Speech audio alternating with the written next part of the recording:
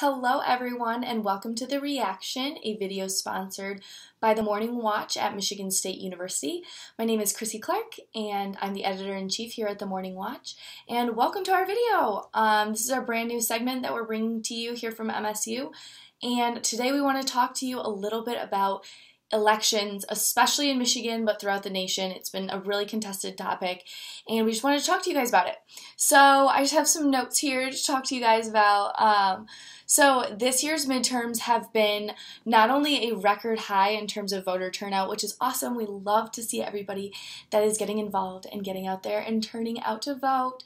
But it's also been a record high in terms of spending and contributions.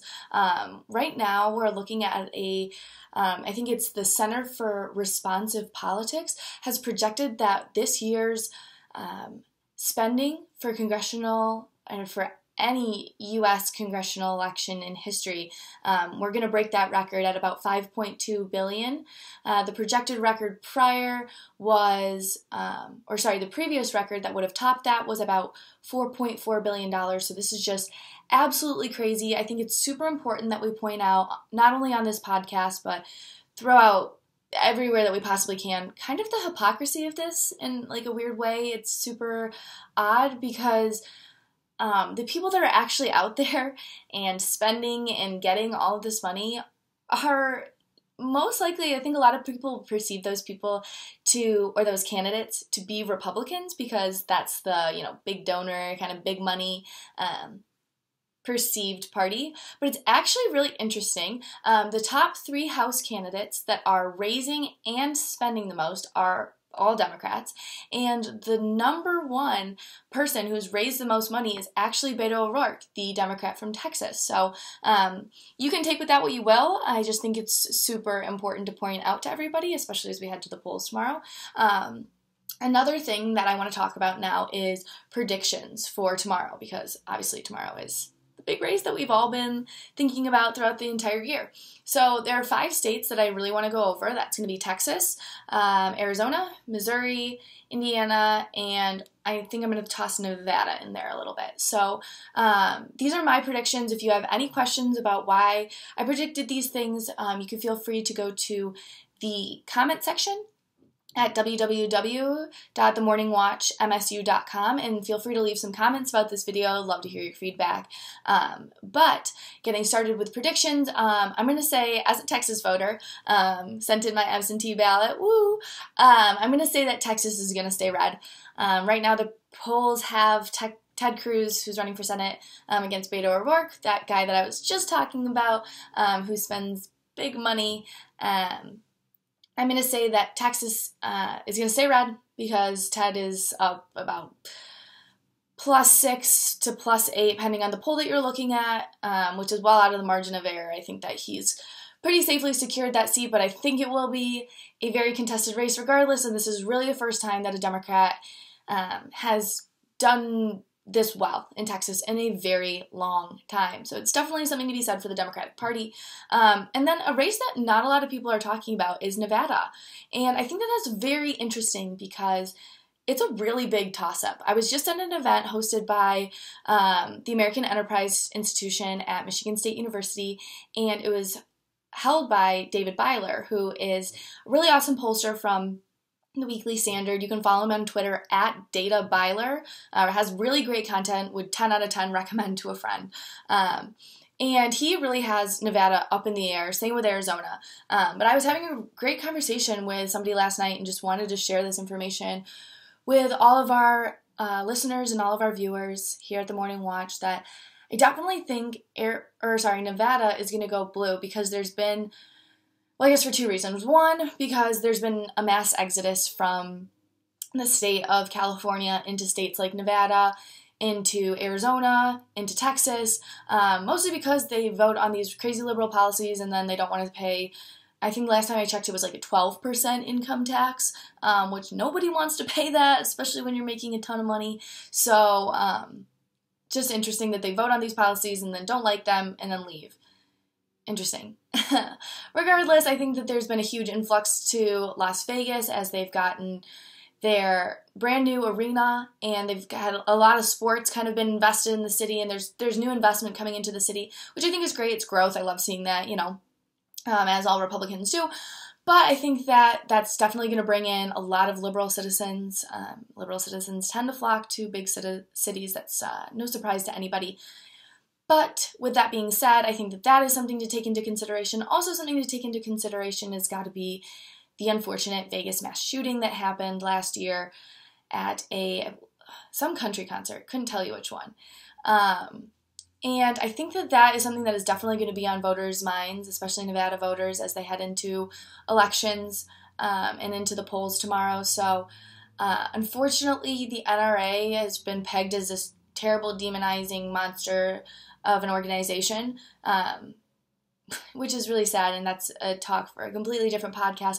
But regardless, the real problem is that the Republicans have been pegged and are being shown as if we have blood on our hands for being pro-gun or pro-Second Amendment.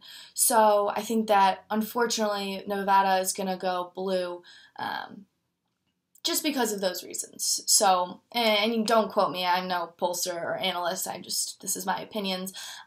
Moving on, I think that Arizona is going to be a huge toss-up. I lived in Arizona this past summer, and there was a lot of people that I know that were really pro-Kelly Ward, who did not win the Republican primary. And it's actually Martha McSally that won the Republican primary, and she's going against Kristen, I don't know, Cinema.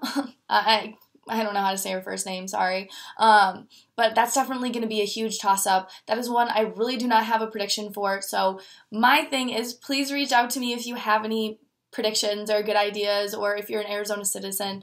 I'd love to hear your input, because I really just want to know. No one really knows what's going down there. And then final predictions is, I think Missouri will go red. I think Josh Hawley will win that pretty easily. And then I think Indiana will stay blue, and Joe Donnelly will be keeping his seat.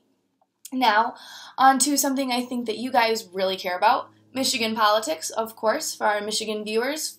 So I think that one key analysis that I've been listening to since I really started focusing in on this issue is that people think Michigan is all about auto manufacturing, and that's the only thing that Michiganders care about is the manufacturing industry, and that's dead wrong. Mind you, I'm not a local native Michigander by any stretch of the means, but I have lived here for 3 years, and what I've garnered and what I've understood about Michigan is that it's super similar to Indiana in the way that it has a pull towards college towns, because it has some of the most affordable and best rated colleges in the Midwest. And also, people that live in Michigan love Michigan. Michiganders are true to their state. They do not leave. I think Indiana is very, very similar. People that love their state stay in their state. And so Michiganders have watched their city or their state, depending on what they kind of hold closer to their heart. They really hold it in contempt, and they want to make sure that everything's right with it. And I think that these two groups, these college students and these, really diehard Michiganders, they come in and they have one thing in common. They really care about the economy. They really, really care about it. And right now, the two races that have the most to do with that are the Senate race, which is John James and Debbie Stabenow. And we're also looking at the governor's race, which is Gretchen Whitmer and Bill Schuette. So these are really, really important to keep in mind as you're a Michigander heading to the polls tomorrow. So I wanted to touch on those two with you guys. Starting with John James, he's a Republican running against the Senate incumbent, Debbie Stabenow. I believe she's been in office. I don't think she's necessarily been in the Senate, but she's been in office for 43 years now. She's not my favorite person. I'll definitely just explicitly say my bias. But James is running. He's a brand new figurehead in the GOP, and he's running on the stance of pro-business, pro-growth. He's for tightening the borders, and he is for protecting veterans because he is one. Little known fact, actually, I learned this at a dinner with State Rep or soon to be, hopefully, State Rep Tom Barrett, Michigan actually has one of the highest unemployment rates among veterans in the nation, which I had no idea about, but John James wants to work really, really hard to fix that, so if you are up in the air, don't know who to vote for, I would highly recommend you vote for John James because he's really prioritizing fixing problems that Michiganders care about. He also had a really amazing tweet that I want to read to you guys that I thought really hit home for a lot of people. Barack Obama came to talk and to help out. I believe he was helping out Debbie Stabenow. Don't quote me on that. But he came to Detroit to talk a little bit about the issues. And John James actually tweeted at Barack Obama and said, "Detroit, my home, is still the most segregated city in the nation. I will work with anyone is all capitalized, to change that. With all due respect, sir, Stabenow's had 43 years to fix this, and I'm only asking voters for 6. Which I just think that's really, really amazing that somebody would say that. I don't know. I definitely all for him. My family donated to his campaign, even though we don't live in Michigan. I think he's a really awesome guy, and he's definitely an up-and-coming GOPer. That's what I like to call people that are involved in Republican parties. You guys will learn my lingo if you follow my podcast and videos as the year continues on.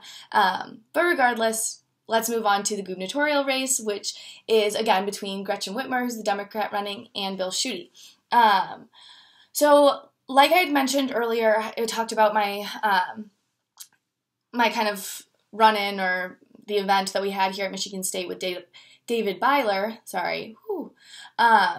And he kind of talked a lot about how gubernatorial races are very funky in the fact that they're not necessarily all about voters in the federal sense. They're about state issues. They're really state-oriented, which is great. I think that's how all politics should be. But regardless, it just talks about how sometimes what the president does isn't necessarily what people vote on when it comes to the gubernatorial races. I would say that Michigan is actually really different and that we are kind of voting on that. Mostly because the issues that we care about in Michigan are very similar to the issues that we care about on a federal level, which are healthcare and gun rights. And unfortunately, where Republicans have failed on a federal level, this is actually having a large impact on Bill Schuette in the polls. I'm projecting right now that Gretchen Whitmer, I think that she's going to win the gubernatorial election, and I say this because Republicans have failed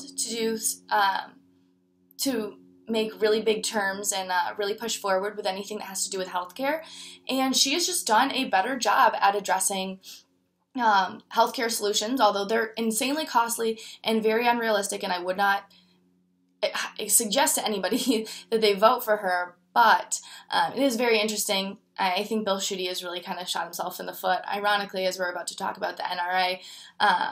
But I definitely think Whitmer is going to win. However, I do think it's going to be a close race, and I think this because a lot of times I think pollsters, I think people that don't live in Michigan really forget about the western and northern parts of Michigan, which are mostly rural, given what we have in Michigan. And I think that he has an advantage because he does have an A rating from the NRA.